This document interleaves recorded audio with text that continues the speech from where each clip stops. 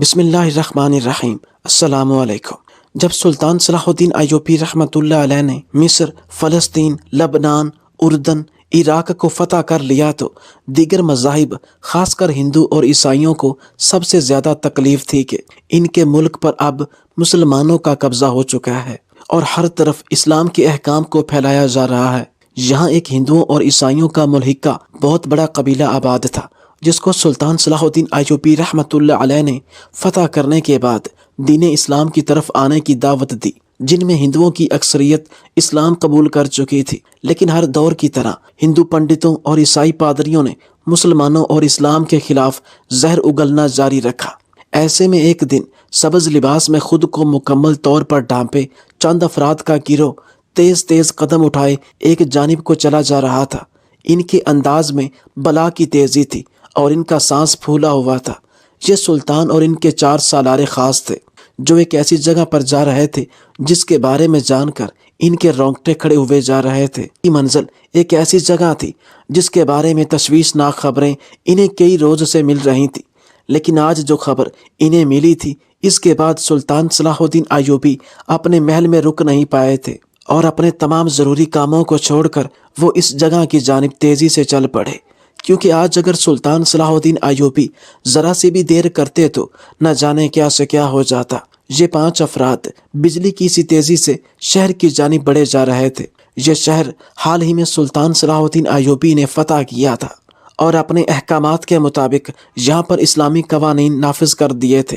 شہر میں ہر طرف اسلام کے مطابق مردوں اور عورتوں کا لباس اور چال چلن صاف نظر آ رہا تھا۔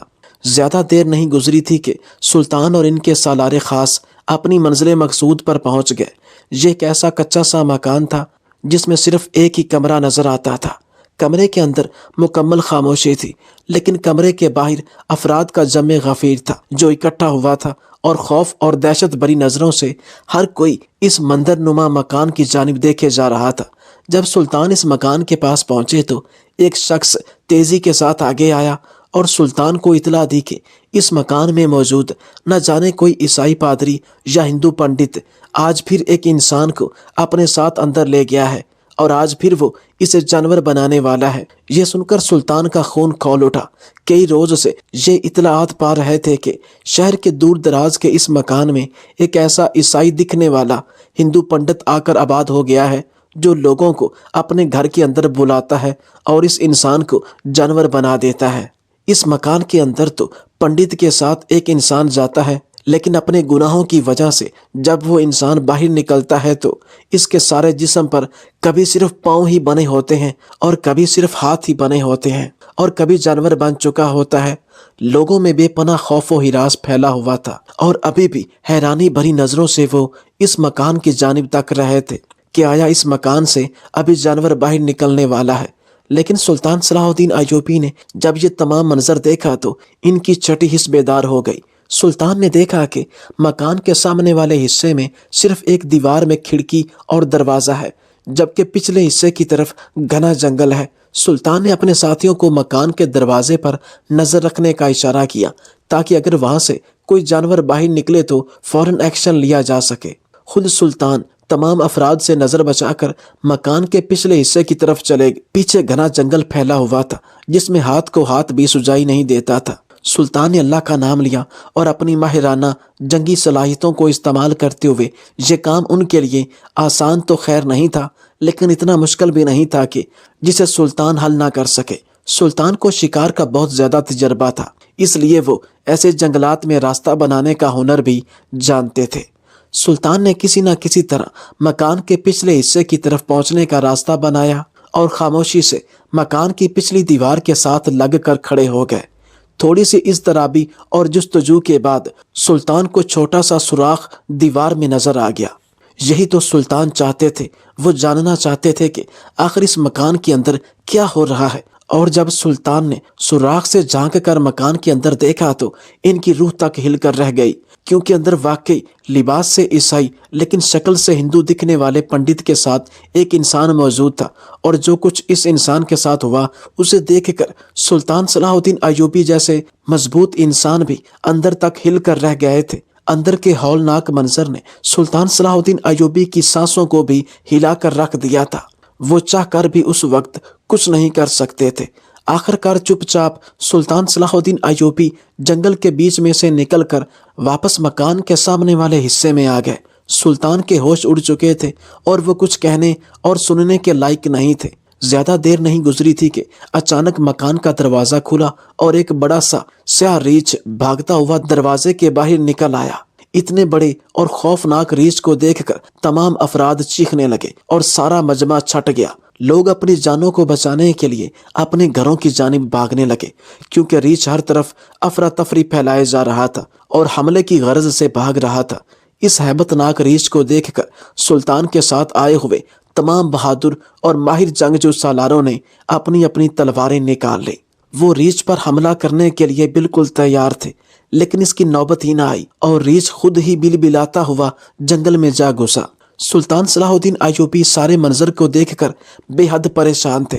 وہ خاموشی سے اپنے خاص افراد کو لے کر محل واپس آ گیا۔ اس کے علاوہ اس وقت بغیر سوچے سمجھے کچھ کرنے کا ان کے پاس کوئی چارہ بھی نہیں تھا۔ جو کچھ انہوں نے مکان کے اندر دیکھا تھا وہ ان کی سوچ اور توقع سے بہت حیران کن اور کچھ زیادہ ہی بڑھ کر تھا۔ سلطان صلاح الدین ایوبی اپنے محل میں جیسے ہی پہنچے وہ اپنے رہائشی کمرے میں چلے گئے۔ وہ بے حد پریشان نظر آ رہے تھے اور جب سے واپس محل آئے تھے مسلسل پریشانی کے عالم میں ٹہل رہے تھے، کیونکہ اس منظر نما پرانے مکان کے اندر دیکھے جانے والا منظر ان کی نظروں سے اوجھل ہی نہیں ہو رہا تھا۔ وہ سمجھ نہیں پا رہے تھے کہ آخر ایک پنڈت اس قدر طاقت کا مالک کیسے ہو سکتا ہے۔ انہیں رہ رہ کر اس پنڈت کی خبیث شکل یاد آ رہی تھی۔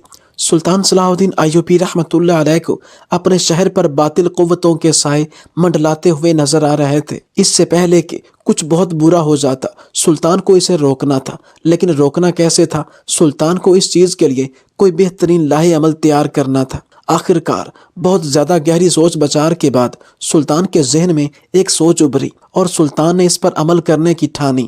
بے حد پریشانی کے عالم میں سلطان نے اپنے وزیر کو بلایا اور اسے کہا کہ شہر کے شمال کی جانب ایک کچے سے مکان کے اندر جو ہندو پنڈت آ کر رہائش پذیر ہوا ہے اس کو مجھ تک لے کر آؤ، لیکن خیال رکھنا کہ وہ یہ نہ جان پائے کہ میں نے اسے اپنے پاس کیوں بلایا ہے، اور ہاں اپنی زبان پر درود پاک جاری رکھنا۔ وزیر تک بھی اس ہندو پنڈت کے کمالات کی گھن گرج پہنچ چکی تھی۔ جب اس نے سلطان کے چہرے پر گہری پریشانی دیکھی تو جان گیا کہ بات واقعی پریشان کن ہے۔ وزیر نے بادشاہ کو یقین دہانی کروائی کہ وہ جلدی پنڈت کو لے کر بادشاہ کے پاس حاضر ہو جائے گا، لیکن سلطان تو چاہتے تھے کہ ذرا سے بھی دیر کیے بغیر وزیر اس پنڈت کو لینے روانہ ہو جائے، اس لیے وزیر پنڈت کو لینے نکل پڑا۔ سلطان صلاح الدین ایوبی بے چینی سے اس پنڈت کے انتظار میں ٹہلنے لگے۔ ان کے انداز سے بے چینی صاف جھلک رہی تھی۔ زیادہ دیر نہیں گزری تھی کہ اچانک سلطان صلاح الدین ایوبی کو شدید گھبراہٹ محسوس ہوئی۔ سلطان سمجھ گئے کہ جس کا وہ انتظار کر رہے تھے وہ شخص آن پہنچا ہے، اور واقعی ایسا ہی تھا۔ سلطان نے جب پلٹ کر دروازے کی جانب دیکھا تو دروازے سے وزیر کے ہمراہ ایک ہندو پنڈت اپنی لاٹھی کو ٹیکتا ہوا اندر داخل ہوا۔ یہ شکل سے ایک برا انسان لگتا تھا، کیونکہ اس کے چہرے پر چیچک نما داغ تھے، لیکن اس میں بلا کی ہوشیاری اور تیزی تھی۔ اس نے اپنے سر پر ہندوؤں کی مخصوص چادر باندھ رکھی تھی، جبکہ جسم پر عیسائیوں جیسا لباس اوڑھ رکھا تھا۔ اس کے ہاتھ میں موجود لاٹھی بھی ایک عجیب طرز کی لاٹھی تھی، جس کے سرے پر ایک چمکدار پتھر جڑا ہوا تھا۔ جب یہ ہندو پنڈت اس لاٹھی کو فرش پر ٹیکتا تو اس میں سے کھناکے دار آواز نکلتی۔ پنڈت کے چہرے پر ایک مکار مسکراہٹ تھی، یوں جیسے وہ جانتا تھا کہ وہ کس سے ملنے آیا ہے۔ سلطان صلاح الدین ایوبی نے جب پنڈت کو دیکھا تو ایک گرجتی ہوئی تھر تھراہٹ سے ان کے اندر دوڑ گئی۔ آج صبح مکان کے اندر دیکھا جانے والا منظر پھر سے ان کی نظروں کے سامنے آ گیا۔ پنڈت سلطان کے سامنے آیا تو وزیر رخصت لے کر چلا گیا۔ جب پنڈت نے دیکھا کہ وہ اور سلطان اکیلے رہ گئے ہیں تو اس نے پوچھا، اے مسلمانوں کے سلطان، تم نے مجھے زحمت کیوں دی ہے؟ کیا تم نہیں جانتے کہ میں اپنی کٹیا کے اندر ہر وقت عبادت کرتا ہوں اور میرا وقت بے حد قیمتی ہے؟ میں انسانوں، خاص کر ہندوؤں کی فلاح کے لیے دن رات اپنے بھگوان کی سیوا کرتا ہوں، اور میرے پاس دنیاوی کاموں کے لیے وقت نہیں ہے۔ تم نے مجھے یہاں کیوں بلایا ہے؟ سلطان نے جب یہ سنا تو غصے سے سلطان کی آواز بلند ہو گئی۔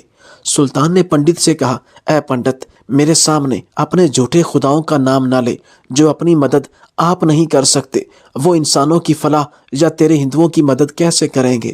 تو اس کٹیا کے اندر آ کر آباد تو ہو گیا ہے، لیکن اندر کا راز میں جان چکا ہوں۔ اب تو مجھے سچ سچ بتائے گا، میں تجھے بتاؤں کہ تیری اصلیت کیا ہے۔ سلطان کا یہ سننا تھا کہ بجائے خوف زدہ ہونے کے ہندو پنڈت اونچے اونچے کہکے لگانے لگا۔ اس کے چہرے پر غصہ یا پریشانی کی بجائے ایک فتح مند تاثر تھا۔ یکا یک محل کے اوپر ایک سیاہ بادل منڈلانے لگا جس نے پورے محل کے اندر اندھیرا کر دیا۔ سلطان یہ دیکھ کر حیران رہ گئے، اور جب سلطان نے غور کیا تو سلطان کی آنکھیں حیرت سے کھلی رہ گئیں کہ پنڈت کے ہاتھ میں موجود لاٹھی میں سے باریک باریک شعائیں نکل رہی تھی۔ محل کے اندر عجیب سی نحوست بھری جا رہی تھی۔ یوں لگتا تھا کہ جیسے اس ہندو پنڈت کے ساتھ بہت سی باطل قوتیں ہیں۔ سلطان نے جان لیا تھا کہ اس کا دشمن کوئی معمولی انسان نہیں ہے، بلکہ یہ شیطانی قوتیں رکھنے والا ایک ایسا ہندو پنڈت ہے جو انسانوں کو اپنے مکان میں لے جا کر ان کی شکلیں تبدیل کر دیتا ہے اور انہیں جانور بنا دیتا ہے۔ لیکن مکان کے اندر دیکھا جانے والا منظر بھی سلطان کے ذہن میں تھا۔ یہی وجہ ہے کہ وہ ابھی تک پریشانی کا شکار تھے۔ سلطان نے پنڈت کو دوسرے طریقے سے گھیرنے کا سوچا اور اس سے پوچھا کہ وہ انسانوں کو جانور آخر کیوں بناتا ہے۔ جب پنڈت نے سنا کہ سلطان اس سے اس کی غیبی طاقت کے بارے میں جاننا چاہتے ہیں تو وہ خوشی سے بھول گیا۔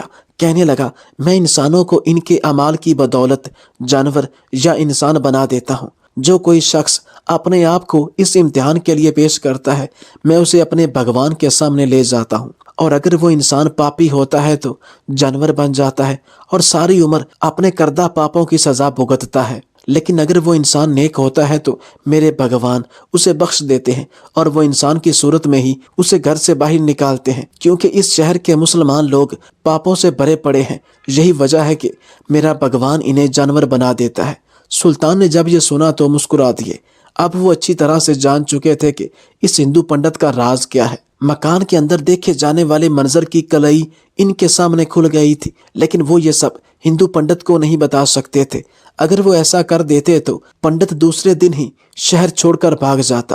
انہوں نے سوچا کہ پنڈت کو رنگے ہاتھوں گرفتار کرنا چاہیے اور اس کے راز کو پورے شہر کے سامنے ظاہر کر دینا چاہیے، تاکہ جتنے لوگ اس پنڈت کی شیطانی طاقتوں کے زیر اثر ہیں یا اس کو مانتے ہیں وہ سب اس کی حقیقت کو جان سکیں۔ چنانچہ سلطان نے پنڈت سے کہا کہ وہ اس کی بات سمجھ گیا ہے اور اپنی مذہبی رسومات کو جاری رکھے اور اپنی کٹیا میں جا سکتا ہے۔ سلطان کی جانب سے اسے کوئی خطرہ نہیں ہے۔ جب پنڈت نے یہ سنا تو حیران رہ گیا، کیونکہ اس نے سلطان صلاح الدین ایوبی کے بارے میں تو کچھ اور ہی سن رکھا تھا۔ پھر اس نے یہ محسوس کیا کہ سلطان اس کی لاٹھی کا جلوہ دیکھ کر خوف زدہ ہو گیا ہے۔ وہ مکاری سے مسکراتے ہوئے محل سے رخصت ہو گیا۔ جب پنڈت محل سے چلا گیا تو سلطان صلاح الدین ایوبی رحمۃ اللہ علیہ اپنے دربار میں جا کر بیٹھ گئے۔ انہوں نے وزیر کو بلایا اور اسے ہدایت دی کہ زنان خانے میں کسی کو بھیج کر فلاں کنیز کو بلایا جائے۔ وزیر نے سلطان کی بات سن کر سر ہلایا اور چلا گیا۔ کچھ ہی دیر گزری تھی کہ سلطان صلاح الدین ایوبی کے سامنے ایک خوبصورت کنیز مکمل باپردہ حالت میں آ پہنچی۔ اس کنیز کی آنکھوں میں گہری اداسی تھی، لیکن اس کی خوبصورتی بے مثال تھی۔ اس کی آنکھوں میں حیرت بھی تھی کہ آخر سلطان نے اسے اس وقت اپنے دربار خاص میں کیوں طلب کیا ہے۔ وہ تو پہلے ہی غموں کی ماری ہوئی کنیز تھی جس کا دل دکھ سے پھٹا جا رہا تھا۔ آخر سلطان کو اس سے کیا کام پڑ گیا تھا، یا مجھ سے نہ جانے کون سی غلطی ہو گئی ہے، کہیں مجھے سلطان دربار سے نکال ہی نہ دے۔ وہ اپنے ہی سوال و جواب میں الجھی ہوئی تھی۔ سلطان صلاح الدین ایوبی نے اپنی سوچوں میں گم جب کنیز کی موجودگی کو محسوس کیا تو بغیر نظر اٹھائے اسے کہنے لگے، اے کنیز، میں جانتا ہوں کہ میرا تمہیں اس طرح یہاں بلانا ناگوار گزرا ہوگا۔ تم عرصہ دراز سے اپنے گم شدہ شوہر کی یاد میں وقت گزار رہی ہو اور اس کی محبت تمہارے دل کو سکون نہیں آنے دیتی۔ ایسے میں میرا تمہیں یہاں بلانا اور اپنی مدد کے لیے پکارنا یقیناً تمہیں ناگوار لگا ہوگا، لیکن اس کام کے لیے مجھے تم سے مناسب مددگار اور کوئی نہیں ملا۔ کنیز نے جب یہ سنا تو حیران رہ گئی کہ آخر اس پوری سلطنت کے سلطان کو مددگار کے طور پر اس کنیز میں آخر کیا نظر آیا۔ وہ اپنے سلطان سے بے حد عقیدت رکھتی تھی اور اپنے غم اور دکھ کے باوجود سلطان کی مدد کے لیے ہر وقت تیار تھی۔ سلطان نے کنیز سے کہا کہ شاید وہ یہ بات جانتی ہے کہ شہر پر کیسی آفت منڈلا رہی ہے۔ ایک عیسائی دکھنے والا ہندو پنڈت شہر میں آ کر بس گیا ہے اور مسلمانوں کو جانور بنا رہا ہے۔ اس کے خوف سے لوگ دین اسلام کو چھوڑ کر ہندو بننا چاہ رہے ہیں تاکہ وہ کہیں جانور نہ بن جائیں۔ اس پریشانی کے عالم میں وہ کنیز ہی سلطان کی مدد کر سکتی تھی۔ جب کنیز نے سلطان کے منہ سے ہندو پنڈت کا نام سنا تو سمجھ گئی کہ سلطان نے مدد کے لیے اس کا انتخاب کیوں کیا۔ اس نے ایک لمحے کی دیر کیے بغیر سلطان سے کہا کہ میرے سلطان، میں ہر لمحہ آپ کی مدد کو تیار ہوں۔ آپ جیسا چاہیں گے میں ویسا کروں گی اور انشاءاللہ آپ کی امیدوں پر پورا اتروں گی۔ سلطان نے جب کنیز کا یہ جواب سنا تو مسکرا دیے۔ وہ جانتے تھے کہ ان کی رعایا فلاح انسانیت اور نیکی کا ساتھ دینے میں کبھی پیچھے نہیں ہٹے گی۔ سلطان صلاح الدین ایوبی نے کنیز کے ساتھ ایک لمبی بات کی۔ کنیز عقل مند تھی، سلطان کی تمام باتوں کو سنتی رہی۔ وہ جانتی تھی کہ سلطان کیا چاہتے ہیں اور وہ ان کا ساتھ دینے کے لیے بالکل تیار تھی۔ سلطان نے جب کنیز کو اپنا لاہ عمل بتایا اور سمجھا دیا تو ان سے کہا، آج رات تیار رہنا، آج کی رات ہم سب کے لیے بے حد خاص ہے۔ کنیز نے سلطان کی بات سن کر سر ہلا دیا اور اجازت لے کر دربار سے چلی گئی۔ اسے آنے والی رات کے لیے خاص تیاریاں کرنی تھی۔ سلطان صلاح الدین ایوبی نے جب کنیز کو رخصت کر دیا تو پریشانی سے اپنے ہاتھوں کو مسلنے لگے۔ ان کا دشمن چالاک اور شیطانی قوتوں کی وجہ سے بہت خطرناک تھا، لیکن وہ اس سے نمٹنے کے لیے بالکل تیار ہو چکے تھے اور آج رات اس پنڈت کا مقابلہ کرنے والے تھے۔ دوسری طرف کنیز جب بادشاہ کے دربار سے نکلی تو گہری سوچوں میں گم تھی۔ بادشاہ نے جب ہندو پنڈت کا نام لیا تو اس کا ذہن یکا یک اپنی پچھلی زندگی کی طرف چلا گیا تھا۔ وہ جانتی تھی کہ سلطان نے اس کا انتخاب کیوں کیا ہے۔ اس کا گمشدہ شوہر جسے وہ بے حد محبت کرتی تھی اور دونوں نے پسند کی شادی کی تھی، وہ بھی پہلے ہندو مذہب سے جڑا ہوا تھا، لیکن ایک روز جب اس نے کنیز کی خوبصورتی کو دیکھا تو اپنا دل ہار بیٹھا۔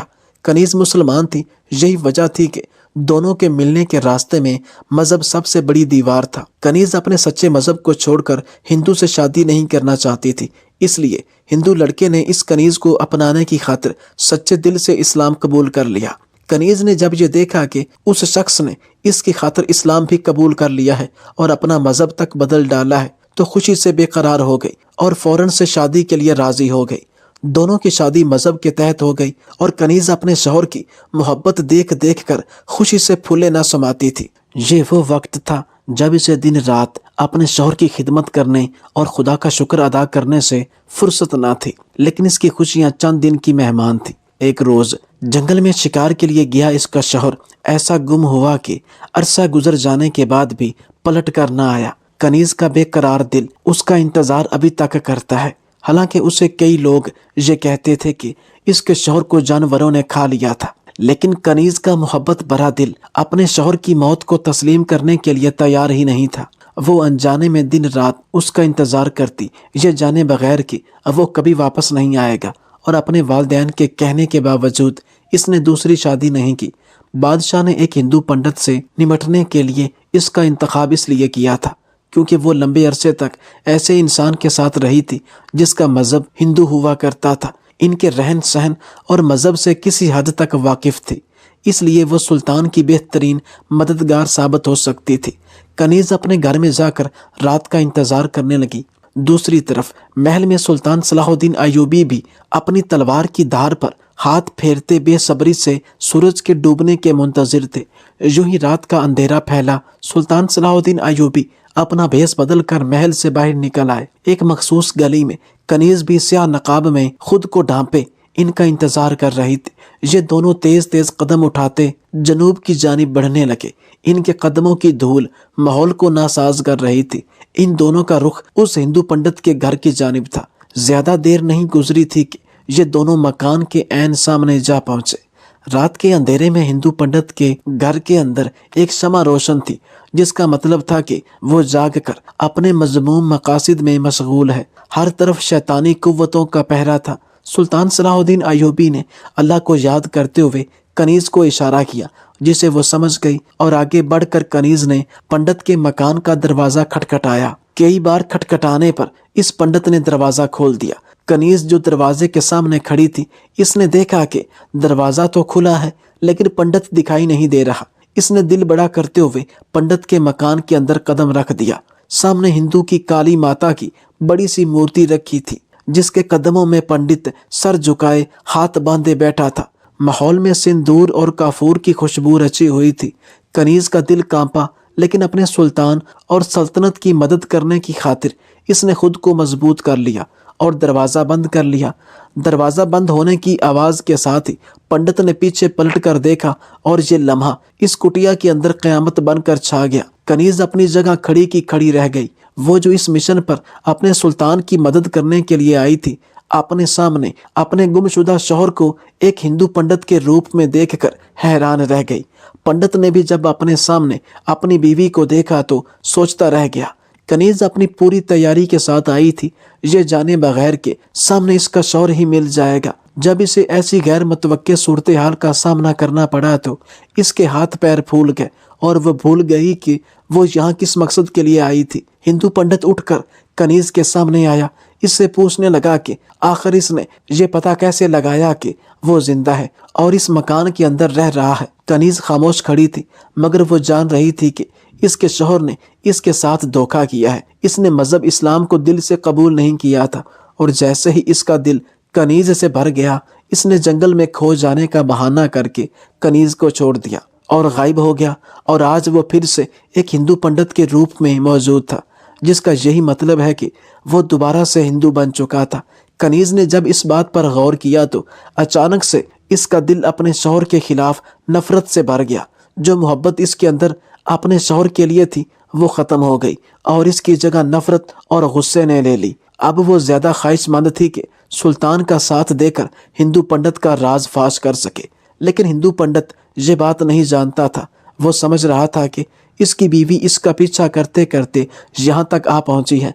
इसने अपनी बीवी को मुखातिब किया, कहने लगा, मैं मजबूर था, मैं तुमसे मोहब्बत तो करता था, लेकिन मैं अपना मजहब नहीं छोड़ सकता था। मैं अकेला नहीं, मेरे साथ कई लोग जुड़े हुए हैं। हम लोग इस पूरी दुनिया में हिंदू राज के लिए काम करते हैं। ईसाइयों का एक बहुत बड़ा गिरोह हमें मदद फराहम करता है। हमारा मकसद बहुत ख़ास है। इस खास मकसद को पाने के लिए मैंने अपनी मोहब्बत की कुर्बानी दे दी और तुम्हें छोड़ दिया। लेकिन आज तुम जब लौटकर मेरे पास आ गई हो तो अब तुम भी मेरे साथ शामिल हो जाओ। मेरी इस छोटी सी दुनिया में मेरे हर राज के साथ में तुम्हें जरूर शरीक करूंगा। पंडित की खुशी दीदनी थी, लेकिन कनीज तो कुछ और ही सोच रही थी। वो कन निगाहों से इसकी कुटिया का जायजा ले रही थी, जिसमें सिर्फ एक खिड़की और दरवाजा था और जिसे बाहर से आसानी से देखा जा सकता था। कमरे का फर्श मुकम्मल मिट्टी का बनाया था, जिसमें से किसी दूसरी जगह निकलने का कोई रास्ता नहीं था। तो फिर आखिर ये पंडित इंसानों को जानवर कैसे बनाता था? क्या वाकई वो कोई जादूगर था या फिर ये कोई शोबदाबाजी थी? इसी बात का पता लगाने के लिए तो कनीज यहाँ आई थी। वो ये बात जानती थी कि सलाहुद्दीन अय्यूबी मकान की पिछली तरफ जंगल में से एक सुराख के जरिए इन दोनों पर नजर रखे हुए हैं और वो कनीज पर कोई आंच नहीं आने देंगे। लिहाजा कनीज ने हिंदू पंडित की तरफ पहाड़ भरी नजरों से देखा और पूछा कि आखिर इसका मकसद क्या है और वो ये सब कुछ कैसे करता है, यानी वो इंसान से जानवर किस तरह बनाता है। इतनी बड़ी ताकत इसके पास आखिर कैसे आई? पंडित ये सुनकर मुस्कुराने लगा, कहने लगा, तुम पर्दे के पीछे छुप जाओ, मैं अभी तुम्हें एक राज का अमल बताता हूँ। कनीज ने पंडित की बात मान ली और जाकर पर्दे के पीछे छुप गई। जरा सी देर गुजरी थी कि दरवाजे पर दस्तक हुई। पंडित ने दरवाजा खोला तो एक डरा सहमा मजदूर दरवाजे के पीछे खड़ा था। पंडित उसे दरवाजे के अंदर ले आया। अंदर आते ही मजदूर पंडित के कदमों में गिर गया, कहने लगा, मेरे खानदान वाले समझते हैं कि मैं बहुत गुनाहगार हूँ और वो कल सुबह मुझे आपके पास लाने वाले हैं ताकि वो ये साबित कर सके कि अगर मैं गुनाहगार हूँ तो जानवर बन जाऊंगा और अगर नहीं तो इंसानी रूप में ही इस मकान से बाहर निकलूंगा। ये मजदूर सहमे हुए अंदाज में कहने लगा कि उन लोगों ने मुझ पर इल्ज़ाम लगाया है कि मैंने उनकी कमसिन बच्ची के साथ ज्यादती की है, लेकिन मैं इससे पहले ही आपके पास मदद मांगने आया हूँ। मैं इन सब के सामने शर्मिंदा नहीं होना चाहता। मैं चाहता हूँ कि आप अभी और इसी वक्त मेरा इम्तिहान ले लीजिए। अगर मैं गुनाहगार हुआ तो जानवर बन जाऊंगा और अगर नहीं तो मैं इंसान के रूप में वापस जाकर इन सब को बता दूंगा कि मैं गुनाहगार नहीं हूँ। पंडित ने जब ये सुना तो मुस्कुराने लगा और इस मजदूर को दिलासा देकर कहने लगा, तुमने बहुत अच्छा फैसला किया है। آؤ میں تمہارا امتحان اب عظیم خدا کے سامنے پیش کرتا ہوں۔ یہ کہہ کر پنڈت اپنے بھجن پڑھنے لگا اور مزدور مورتی کے عین سامنے ہاتھ باندھ کر کھڑا ہو گیا، جیسے اسے ہندو پنڈت نے کرنے کو بولا تھا۔ جو ہندو پنڈت اسے بولتا، یہ ویسے ہی حرکتیں کرتا گیا۔ چند ہی لمحات گزرے تھے کہ اچانک مزدور کے قدموں تلے سے مٹی کی زمین سرک گئی، یوں جیسے کسی تہہ خانے کا دروازہ مٹی سے ڈھانپ رکھا ہو۔ زمین کا کٹنا تھا کہ مزدور سیدھا تہہ خانے کے اندر جا گرا۔ اس کی چیختی چلاتی خوفناک آواز سنائی دی اور اس کے بعد وہ ہمیشہ کے لیے خاموش ہو گیا۔ کنیز جو دروازے کے پیچھے سے یہ سب کچھ دیکھ رہی تھی، وہ سوچ بھی نہیں سکتی تھی کہ اس کا محبوب شوہر قاتل بھی ہو سکتا ہے، لیکن ابھی تو تماشا باقی تھا۔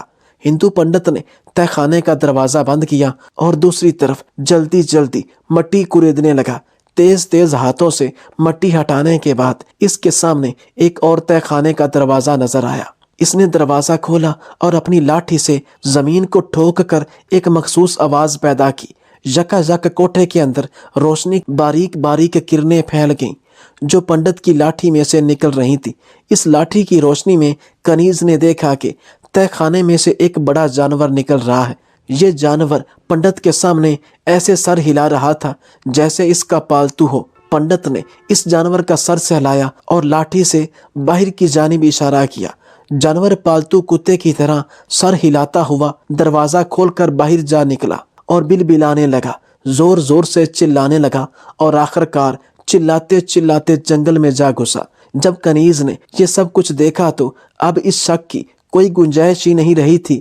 یہی سب کچھ تو اسے سلطان صلاح الدین ایوبی نے بھی بتایا تھا۔ وہ اور سلطان دونوں ہی اس پنڈت کا راز جان چکے تھے، بس اس راز کو شہر والوں کے سامنے لانا ضروری تھا۔